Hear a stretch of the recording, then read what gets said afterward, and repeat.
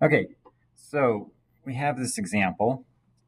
We have a function. They give us the function d of t is equal to 1/3 the absolute value of t.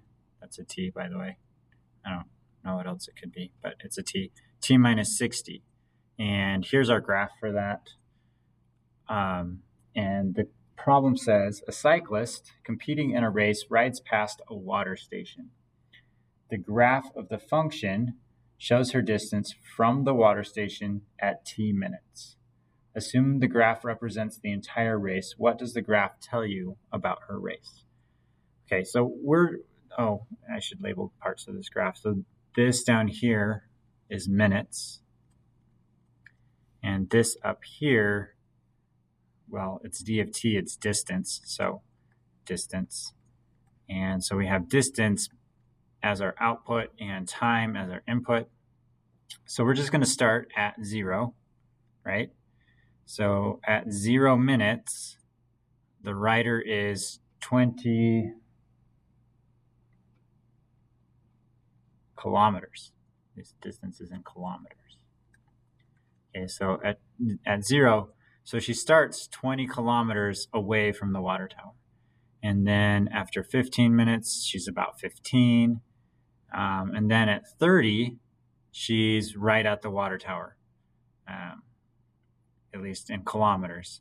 She's probably not at the water tower or in the water tower, but she's right there. Okay, so she's reached the water tower. And then as we continue on, after 75 minutes, she's 5 kilometers away, and it keeps going. And then after 120 minutes, she's 20 kilometers away from the water tower again. So if you were to think about this, and we're going to assume that right here is where the race ended, what does that tell you about her race? What does it tell you about the course? Okay, so she rode for an hour, got to the water tower, rode for another hour, and then was exactly the same distance away from the water tower that she was when she began.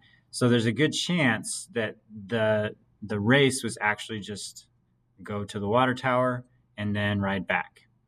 What's particularly impressive to me is that she was able to maintain exactly the same pace for the entire 2-hour race. But that's just a side note. All right, so hopefully you see that. Hopefully that makes sense to you, that because she started 20 kilometers away, right? And then after an hour, she got to the water tower. And then after another exact hour, she was that 20 kilometers away from the water tower again. So most likely that's a race to the water tower and then back from the water tower.